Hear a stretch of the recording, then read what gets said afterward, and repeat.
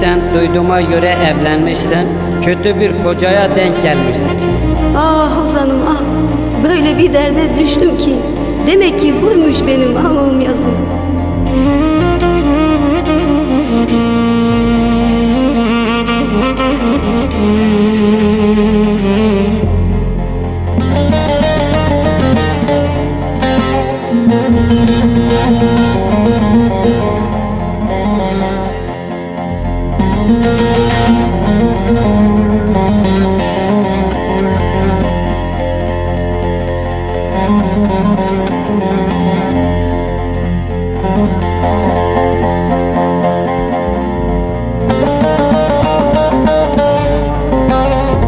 Dağlar gibi çöktüm başıma duman, seni kötü koca ne yaman.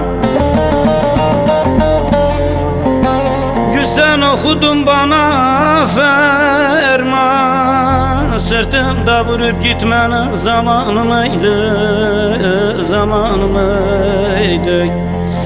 Sırtımda vurup gitmenin zamanı mıydı, gavur zamanı mıydı?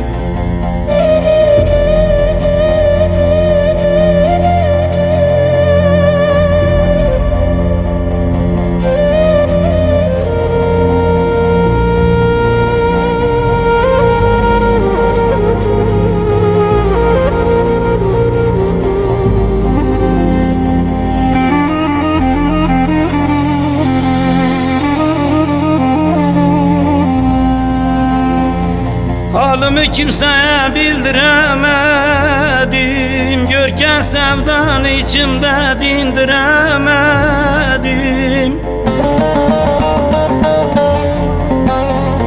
Bir gün olsun yüzümü güldüremedin, yüzüstü bırakıp gitmenin zamanı mıydı, zamanı mıydı?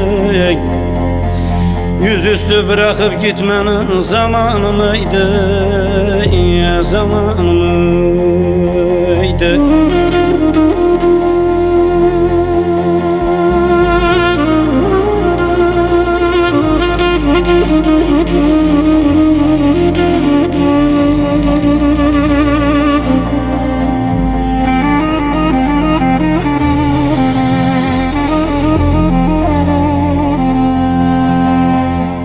Sizin kapıda fidan dikerdim,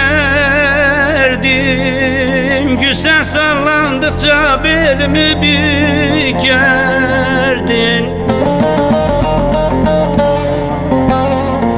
Zalim sana hep derdimi dökerdim, dert üstüne dert koymanın zamanı mıydı?